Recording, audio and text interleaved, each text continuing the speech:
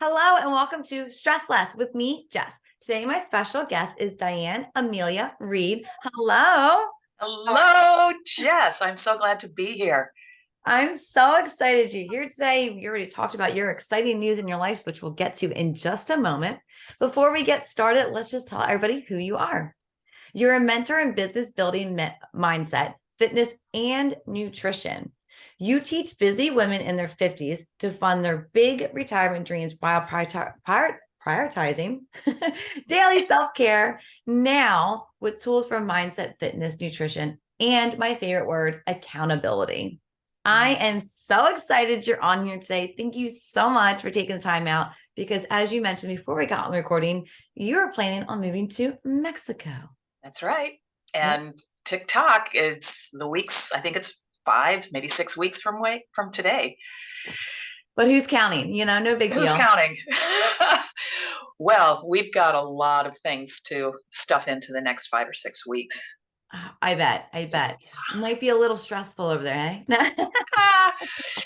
You would think so, but I've gone completely zen about this. Well, it's a good stressor, it's a good stressor because it's still change, but it's so good. It's like exciting, gets you motivated, It's a dream come true. It's a dream made manifest. So that is not lost on me. And I'm not going to get all stressy over the details because I'm getting exactly what I wanted. So yeah.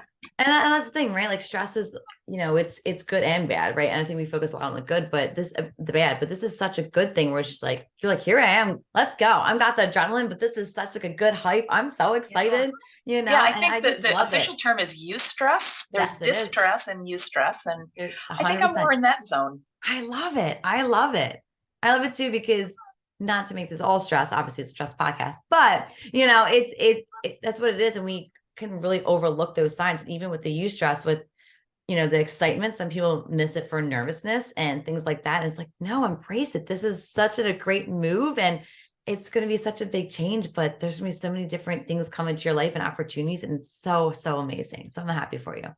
Yep. I'm holding it in an open hand. Yeah. You're the one that taught me that. Hold your goals in an open hand, right? Yeah, absolutely. Yes. Oh, thank you for remembering. Yeah. So I was telling another friend of mine, she's regrouping, refreshing, which we all do, especially as a business owner. And she was talking about like goals and things like that. And I said, I have to tell you what one of my new friends told me is hold your goals in an open hand. And that's how I feel like ever since you told me, I've been looking at my goals a little bit differently and lighter because I felt like I was trying to be in that mindset and really just go embrace it, work towards things, do what you can do. And then when I visualized it that way, I'm going, that just makes sense in my brain since I'm a visual learner. So that just made so much more sense. I feel my goals have been very lighthearted now.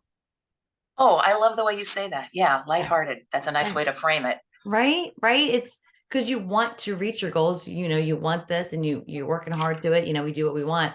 But yeah, to kind of just look at them very openly, it's been freeing. So, oh my goodness. All right. So we can do this all day, which we already knew since the first day we met. But let's get into who you are and what you do. So give us a little background, who you are and what you do. Who I am and what I do. My official title, actually, I have a few, but Health Esteem Partner. And Health Esteem is a sort of an emerging category in health and wellness that lets you, talk about holding things in an open hand. It lets you hold yourself in a loving place and have, hold the person you're becoming also. So instead of, sort of flipping the script, instead of, oh my gosh, I have a deficit, I need to lose weight, or I'm not flexible, or, I don't have any muscles, or whatever it is, and I'm broken, I must fix that. Health Esteem says, I'm okay, and I have a few little things to tweak. I love the and, because what we usually put there is but, which negates the whole first sentence where you're going, I'm fine where I'm at, and I can right? But exactly. we always use, I shouldn't say always, we like to use that word but, which just takes away that first sentence. Yeah, completely. So my goal is to be a guide from the side. and to help. I work with everyone, but primarily women, and mostly women in midlife, with getting into exercise or exercising in a way that now better matches wherever they are in their aging. Also, nutrition education, and just really how to have a relationship with food that's uncomplicated. For my background, having had a 16-year eating disorder, I know complicated when it comes to food relationships. And I've got some wonderful tools that are education based for helping people just live life with food, enjoy it, but also be healthy. And I have a little mindset workshop in my toolkit that is so fun. It's a streaming series, and people can listen to that, but then join a monthly group to keep the growth happening. It's a twice a month pop onto Zoom. And Yeah. the other thing that I'm doing that's really exciting on the fitness and nutrition piece is helping women build businesses like mine.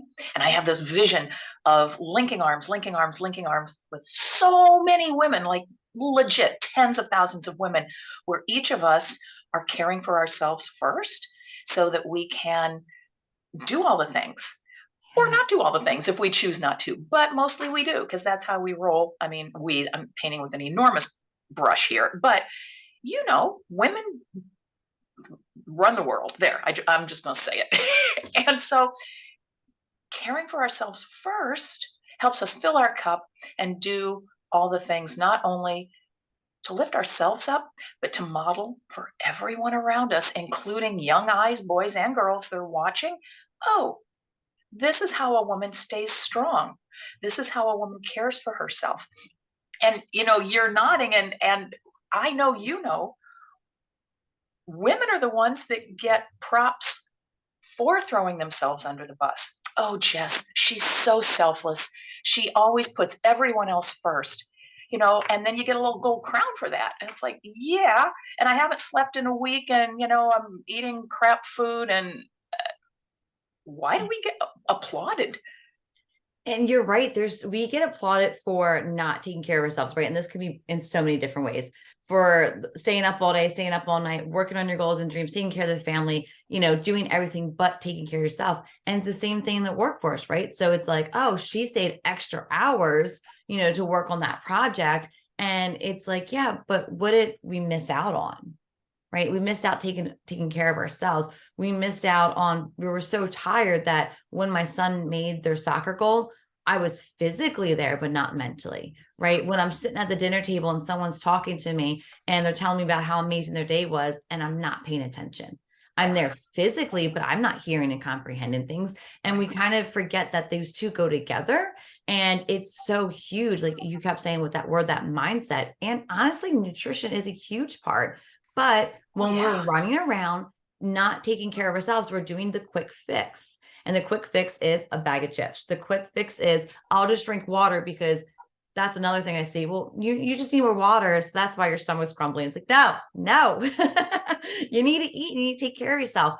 But I think also with your nutrition piece is that, and I had to learn this myself, even as a public health major, is that it's not just apple and peanut butter. That's not a one size fits all thing. Right. And I still remember that I had to learn that I can't process apples. That was something that I had to learn. And that was my favorite midday snack, was apples and peanut butter. And when I had sat with my dietitian, she goes, yeah, we're going to take that out. I'm going, no, it's apples. Like it's a real, like I was so confused, but these are things we have to learn for ourselves. Yeah, you're absolutely right. Just because a food is healthy in general doesn't mean it's a match for your body. And that this is a whole side conversation with gut health and all of that. And it's worth everyone exploring what works for your body, what fuel. The bottom line is the job of food is to fuel you. Yeah. Nobody says it can't be delicious. I love delicious food, but not all food is right for every single body. But we have to take that time to learn about ourselves. Only because you just mentioned delicious food. I have not tried your recipe yet, but you're the one that was teaching me about the Snicker yogurt, right? Oh my God, so good. and no apples. And there's no apples. There's no apples. But again, it's just taking that time. So with what you do, and I already know this answer, but I want everyone to hear it. With what you do, are you creating awareness so people can start to see what works for us and what doesn't work for us? Because it's not a one size fits all.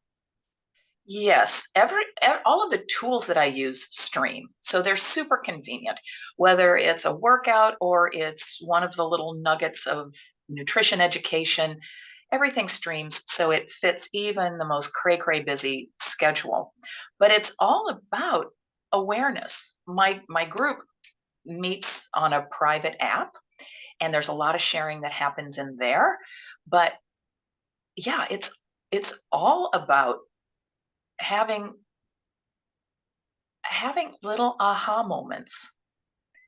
And it's not like you have, I mean, we're living life goes day by day by day, and if you're staying present and staying mindful, you have those little ahas along the way if you're listening for them. Yeah. And so one of the things that I definitely encourage is for people to make mistakes, for one thing, to try something. And if it's an epic fail, check, done. I know that doesn't sit well with me. I know that exercise is a bridge too far for me, or I just straight up don't like it, but it's been explored. And then you have a little aha. There is a woman in my group. Oh my gosh. She started, exercising, and she had a mindset about herself that since she was a kid, last one picked on the playground for any kind of team. And she had a belief about herself, that my body doesn't do athletic things. But, then she hit midlife and it's like, all right, I better do something. And she joined my group and she started working out, and she was doing more weights and that kind of thing. And then she tried a bar program, like it was called Bar Blend. And she wept. She was sobbing through every single exercise, every single workout. And after a couple of weeks, she messaged me and she said, I hate this. Can I quit? It's like, yeah, of course you can quit. Let's find you something that feels like a better match. Now, the interesting thing is, fast forward like a year and a half, and she said, I understand why I cried. It's like, why is that? And she said, because my hips are so tight and I was holding so much emotion there, and so much emotion. She said, I didn't understand it at the time. I just thought I hated it. But now I understand that now that I've been working out and exercising for a year and a half, my body is more fluid. My hips are now more open, and I'm more able to go back to that with the understanding that there was so much, disappointment, shame, blah, blah, blah, all packed into her tight little hips. And as she was opening them, out came the tears. Yeah. And now, literally, like today, she's like, I'm going to finish this bar program, because a bunch of us started a new program today. She's like, I'm going to finish this. I love it. I love it. And, that's the kind of thing that makes me cry, because she's open to having those aha moments. She's open to her self-learning. She's open to making progress without judgment on herself. Yeah. And that idea of just notice is so powerful. Notice without judgment and let yourself just move through. I love this so much, because those aha moments we really overlook, whether it's a year later, right? Or things like that, or we push them down, we misjudge them, or we judge ourselves for having those moments like, oh, well, I just cried through bar the whole time, I'm such a loser. And we start to talk down to ourselves. But really, and it's so funny when not funny, it's a moment myself when I teach mindfulness, right? So I don't teach meditation in my groups, but what I teach is what actual mindfulness is, right? And you just said it, it's creating awareness. And when I go, hey, everybody, what is mindfulness? Present moment, awareness. And I go, okay, there's one other piece. And I've been doing this for 2.5 years. No one's have ever named the no judgment piece, because we don't think about that. And that's the piece I've always honed in on, is that no judgment. We can be here and now, but it gets uncomfortable. We can be here and now, but I don't want to feel that my hips are tight. We can be here and now, but this excitement for moving to Mexico it makes me anxious. That means that I'm not happy. I was like, well, let's embrace it. Yeah. Let's be here right now. What does that actually mean? And it's not you sitting in the corner in the dark with your thoughts. It's going, okay, the stomach's a little flippy. Okay. I'm okay. And I can do something about it, right? Could kind of go like taking what you say. It's not the but putting an and there, you know? Oh, it's so powerful. It's so powerful. So I know we said that I say this to a lot of people, but I mean, there's so many good conversations on here. What is the best way for someone to contact you? Best way. Gosh, there are multiple ways. Email works. Diane Amelia Read at gmail.com. It's just my name at Gmail. So that's pretty easy. I have a website, dianeameliaread.com. Clearly I am self-branded. But I'm on LinkedIn, Instagram, Facebook, all the places, and doing all the goods. I love it. And wherever you're listening to this, everything will be repeated. So you'll have all the contact, which is in case you are driving or doing what I do and just listen while I'm cleaning. You have the information there as well. Diane, for the listeners, what is the one thing you want them to take away today? Oh gosh.